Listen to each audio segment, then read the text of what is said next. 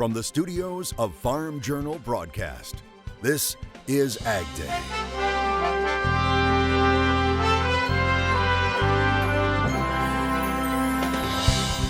Coming up on AgDay, picking perfection on the prairie. Seeing how the different wildlife management practices actually apply in real life. It's a national competition for teens. Our planting season may have issues, but in South America, they just finished harvesting the largest corn harvest ever in both countries, in Brazil and Argentina. What will it mean at home in 2020? Plus, how are trade negotiations going with China? We have an exclusive interview with one of the top trade negotiators from Washington ahead in the show. AgDay, presented by the all-new Chevy Silverado, the strongest, most advanced Silverado ever. Good morning, I'm Clinton Griffiths. The Washington trade team still in Shanghai this morning as negotiations continue between the United States and China. U.S. Trade Representative Robert Lighthizer and Treasury Secretary Steven Mnuchin resuming talks with Vice Premier Liu He and their other Chinese counterparts. Expectations, well, they're low for this round of talks, with most trade watchers not expecting any major breakthroughs. There is hope, however, that Beijing will buy more U.S. farm products. Chinese state media saying the U.S. has shipped several million tons of soybeans to China since the two country leaders met in June, although U.S. government data shows volumes were much less.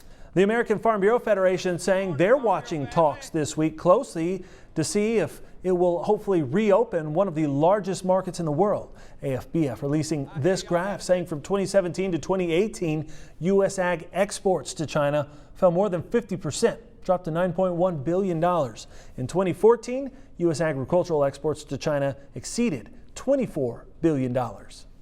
Betsy Gibbon is in Washington, D.C. and has an update on China trade talks. Betsy. Clinton, U.S. trade officials are still in Shanghai talking with their Chinese counterparts about a potential trade deal. We have an exclusive interview with one of the top ag trade negotiators from Washington. Again, how close are we? Are we going to get this done before the 2020 elections? Don't put timelines on these kinds of conversations. As you know, these are the two biggest economies in the world. Ambassador Dowd not giving a timeline for when trade negotiations may be finished. I don't have any sense or how long this is going to take.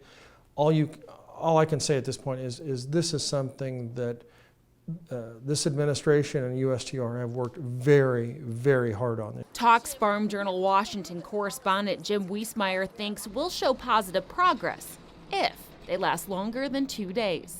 From our China watchers, they're signaling no major progress, no major breakthroughs would be a better word, will likely be made. But here's what your viewers should watch for, see whether or not it happens. It would be very good news if the timeline for the talks go beyond 2 days. That means they are making progress. So if it's limited to 2 days, well, at least they talked. Dowd adding a potential trade deal between the U.S. and China does not need congressional approval. This is an agreement that is done by the executive branch. It does not require congressional approval. Reporting in Washington, D.C., I'm Betsy Gibbon. All right, thanks, Betsy. Speaking of USDA, farmers have the opportunity to sign up for trade aid payments this week. However, they have a limited amount of time to plant a cover crop and potentially receive compensation there. The department saying farmers have until August 1st to plant an approved cover crop on prevent plant acres in order for those acres to be eligible to receive an MFP payment. It's a date FSA says they're not changing. So it was important to be able to have a date so that the action that a producer was taking had the potential of having a harvest. So we needed to be able to have a date. We know some producers are going to have too much water in their land or not able to get in to either a flooded field or a field that's just too wet. They're going to miss that small prevent plant payment. They're also not going to have the cost of putting in a cover crop. This second round of tariff aid payments is $15 per acre on those prevent plant acres with an approved cover crop. USDA saying it may be August 12th when farmers finally know how many prevent plant acres are in farm country. Now that's according to Bill Northey, the Undersecretary for Farm Production and Conservation at FSA, who says the plan is that prevent plant acre reporting results will likely be released that day, even though the department doesn't have a concrete number for those prevent plant acres yet, nor isn't ruling out a historic number. So I think we're certainly above that 10 million acre mark just when you look at how many prevent plant claims we are likely to be able to see. So we're going to see in excess of that 10 million. How much, I don't know. When we look at dollars, I've said we could have an excess of $1 billion, I'm sure. Prevent plant claims are still pouring into USDA this week. USDA's risk management agency saying the department has tallied more than $458 million in prevent plant claims paid. That's higher than the week prior. And in the case of crop progress, USDA releasing its latest numbers and condition ratings late Monday. The corn crop remains well behind in maturity. Just 58% of the crop is silking. The 5-year average is 83%. For instance, just 20% of the Michigan crop is now silking. It's normally at 65%. However, conditions continue to improve relative to where things started, of course. 58% of the crop is rated good to excellent, 1 point better than last week.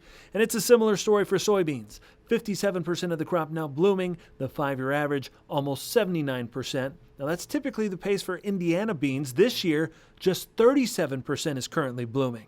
Condition-wise, 54% of the crop is good to excellent, the same as last week, but well off of last year's pace of 70%. For wheat growers, harvest season continues across the Plains states. Meteorologist Mike Hoffman, well, he has an update from the Northern Plains.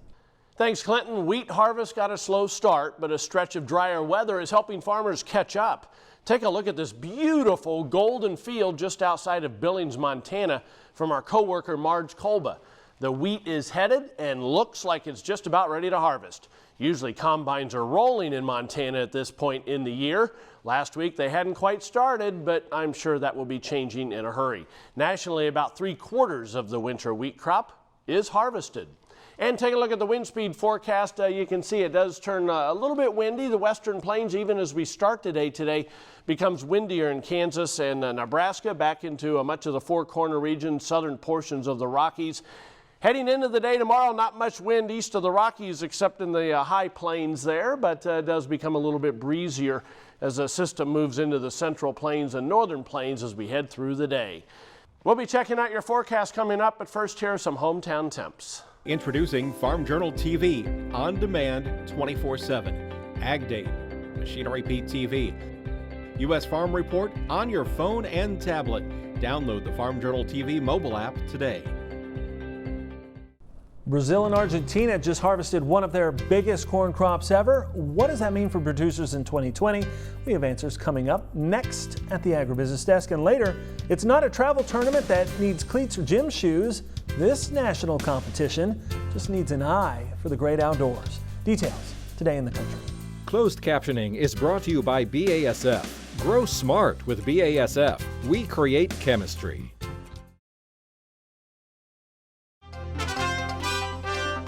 The Federal Reserve may potentially lower interest rates by 25 basis points tomorrow in what could be the first rate cut since 2008. Fed Chairman Jerome Powell has been hinting at a possible cut for weeks, including during testimony to Congress earlier in the month. Farmer Mac telling us an interest rate cut helps with some of the uncertainty in agriculture this year. One of the really nice things that's happening to benefit farmers is a lower interest rate environment. There's a lot of benefits to that.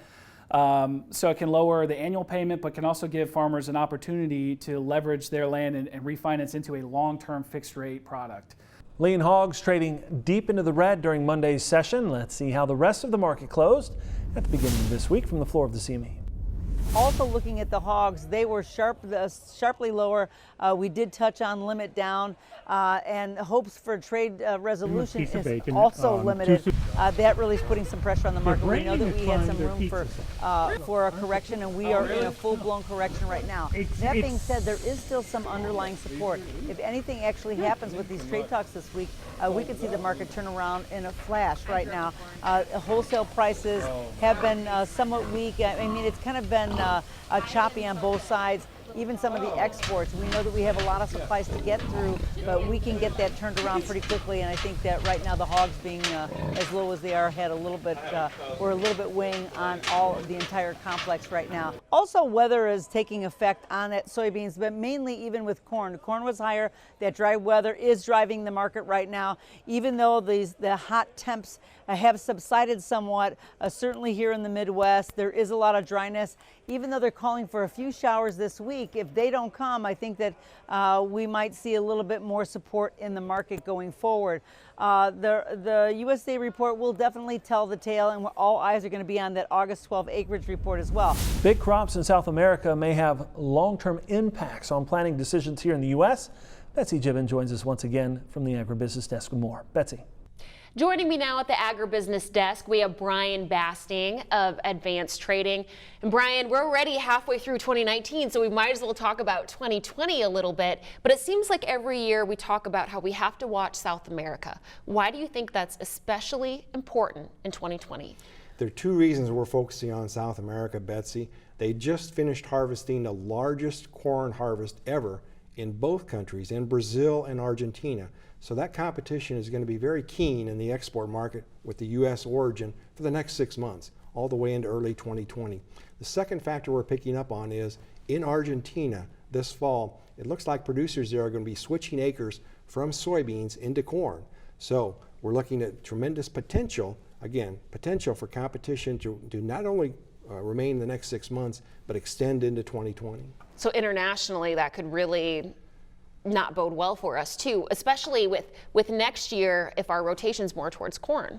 Exactly. You hit the nail on the head. Producers here in the U.S., assuming we get normal weather in 2020, are more geared to planting more corn next year. And if that happens at the same time that South America is harvesting another big crop, we could be awash in corn a year from now. Right now at this point in time, USDA says that soybean acreage is down, yield is down, production seems to be down. Right now, do you think there's very much incentive with the price we have right now in soybeans to plant more soybeans in the U.S. next year? At this point, Betsy, I would say producers, all things being equal, will be leaning more towards corn in 2020. There'll still be some rotational aspects, of course, with soybeans, but right now the market is encouraging corn, and we'll see what happens 6 months from now. But right now, I think the market will, again, rotational aspects aside, will be leaning towards corn in 2020. All right, well, there you have it. Thank you so much, Brian. Really appreciate it. And we'll be back with more Ag Day here in just a moment. Stay with us. To talk with Brian one-on-one, call Advanced Trading at 800-664-2314 or head online to advanced-trading.com. Join Andrew McRae for Farming the Countryside, a farmer-focused podcast that is all about production agriculture. Farming the Countryside is available wherever you listen to your favorite podcast and is brought to you by Nutrien Ag Solutions, the world's largest provider of crop inputs and services.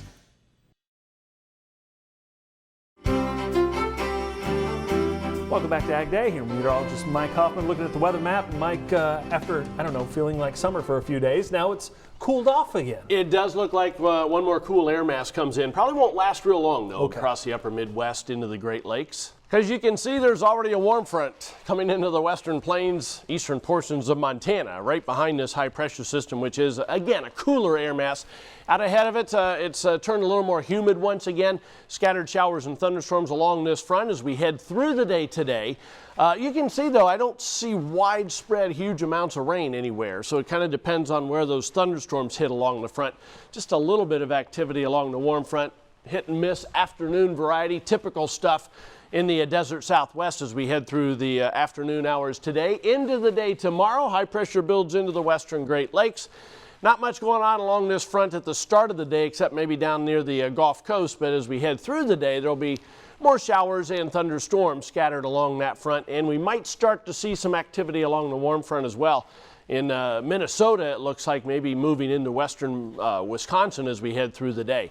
Checking out precipitation estimates over the past 24 hours, you can see some decent amounts in places along that cold front from Louisiana northward. Adding in the next 36 hours, though, you can see how that spreads eastward.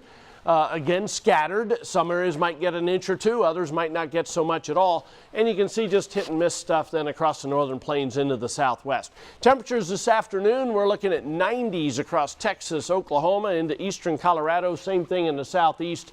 Cooler once again, like I pointed out, across the Great Lakes and the northern Mississippi Valley. Lows tomorrow morning, upper 50s to lower 60s in a good chunk of the Great Lakes, maybe even lower 50s there in Sault Ste. Marie. Still kind of muggy in the Gulf Coast area, typical for this time of the year. Afternoon temperatures then, you can see 90s in those same two areas, but comfortable weather across the Great Lakes into the northeast. Here's why. There's the jet stream. You can see the trough kind of moving off to the east. Ridge starts to build back in, but notice how it doesn't come too far east.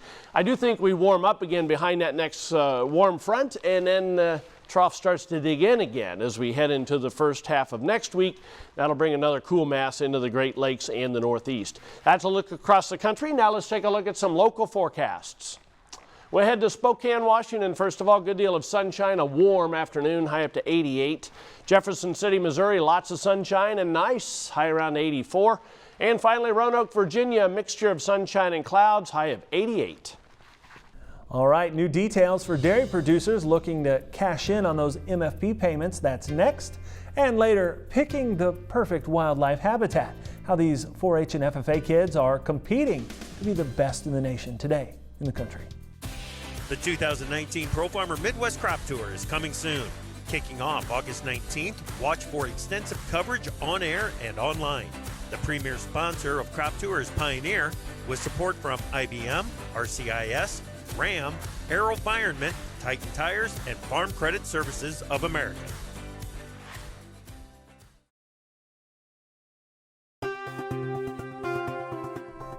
In our dairy report, dairy farmers learning more this week about market facilitation program payments for 2019. Now, dairy producers who are in business as of June 1st are getting a 20-cent per hundred payment based on their production history. The signups, they started this week, Monday, and will run through December 6th at local FSA offices. Producers can expect payments to come in 3 waves. The first payment, however, expected to be 50% of a calculated payment made in mid to late August.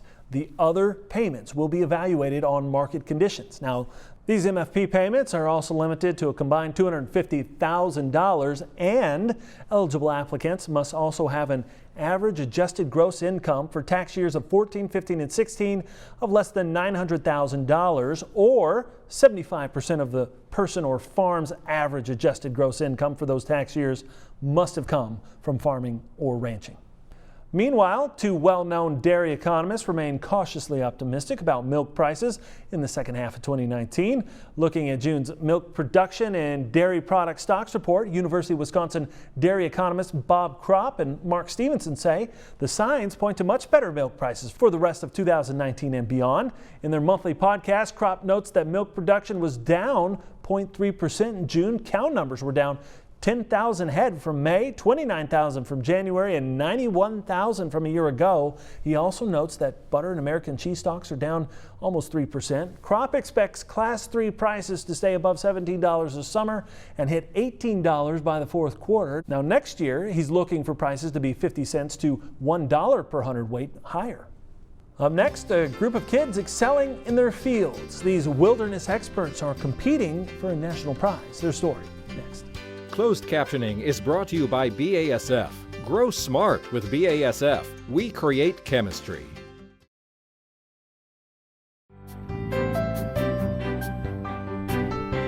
There have been plenty of events and competitions for kids this summer. One of those for 4-H and FFA members recently happening near Manhattan, Kansas. 17 teams from 15 states making their way to northern Kansas to compete in the National Wildlife Habitat Contest. Now, Wildlife Habitat Education Program at Rock Springs 4-H Center has kids evaluate management practices there. The nation's best wildlife evaluators first had to win their own state contest before moving on to nationals. There are 3 different ecoregions within the state, and we try to move the competition around between those different ecoregions. So this year it was at Manhattan. We have high school and junior high teams that compete. The high school team that wins the senior division is the team that gets to move on to the national contest, which we're doing right now. Here we've got our tall grass prairie, and down in Georgia we've got our southeastern mixed and outer coastal plains. Honestly, this was a big change for us, and so we've had to kind of adapt with that along our journey. But it's been really cool because we've gotten to see the other teams, some of them who have been here, and them giving us little like side tidbits or tips on the way. Or like yesterday, we were out in the prairie again. We were just kind of wandering, seeing how the different wildlife management practices actually apply in real life. Haney says their team started practicing last summer, gathering once a week in order to prepare for the state competition in Georgia. Now, congrats to all of the teams that competed at that national contest. Tennessee walked away with a 4-H team award, and a group from South Carolina won the FFA competition. Congrats to everyone. And that's all the time we have this morning. We're sure glad you tuned in. Spend part of your day with us. From all of us here at AgDay, I'm Clinton Griffiths. Have a great day.